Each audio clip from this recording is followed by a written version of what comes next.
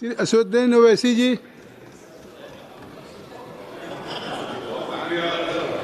मोहतरम चेयरमैन साहब, जय भीम। सर यहाँ नहीं रहा है। जय जोहार। सर बहुत शुक्रिया सर, आपने मुझे एक अहम बिल पर बोलने का मौका दिया। सर इस वतन अजीज के गरीब, बेरोजगार और भूखे लोग इस ऐवान में मौजूद बरसर इख्तिदार जमात के लोगों को एक पैगाम देना चाह रहे हैं कि शायर ने कहा कि भूखों की नज़र में बिजली है, तोपों के दहाने ठंडे हैं, तकदीर की लब पे जंबिश है, तदबीर दम तोड़ रही है। सर इस तरह का एक कानून बनाने की कोशिश की जा रही है जिससे गरीबों को फ़ायदा होता था। आज वो कानून जो डिमांड ड्रिवन गारंटी था, इसको हुकूमत बदल कर एक मरकजी माविन स्कीम के तौर पर नाफिज करना चाहती है। सर जब तक किसी पंचायत को नोटिफाई नहीं किया जाएगा, उस पंचायत में काम नहीं होगा। हुकूमत की ये पॉलिसी हमेशा ये रही है कि हर इख्तियार को हासिल करना चाहते हैं और एक डिक्टेटर की तरह वो हुकूमत को चलाना चाहते हैं।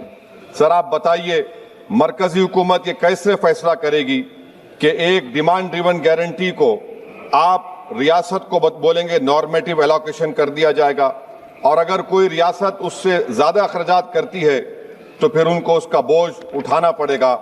मुतालिबा पर मोदी गारंटी को एक सप्लाई डिमांड प्रोग्राम पे तब्दील किया जा रहा है।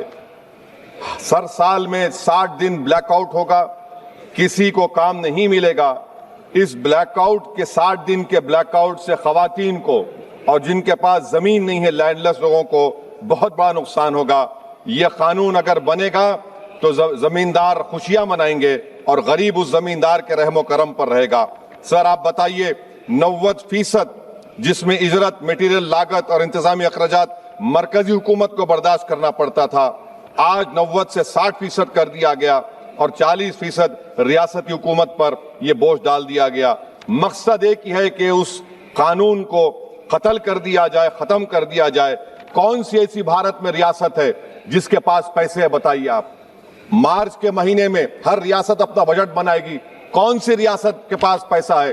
तो ये मालूम हो रहा है कि सरकार गरीबों के खिलाफ है, गुर्बत का खात्मा नहीं करना चाहती। सर आधार और डिजिटल निजाम, आप जानते हैं कि मजदूर की उंगलियों के निशानात नहीं मिलते क्योंकि वो गरीब इतनी मेहनत करता है कि उसके निशान मिट जाते हैं। तो बायोमेट्रिक ऑथेंटिकेशन की बात होती है।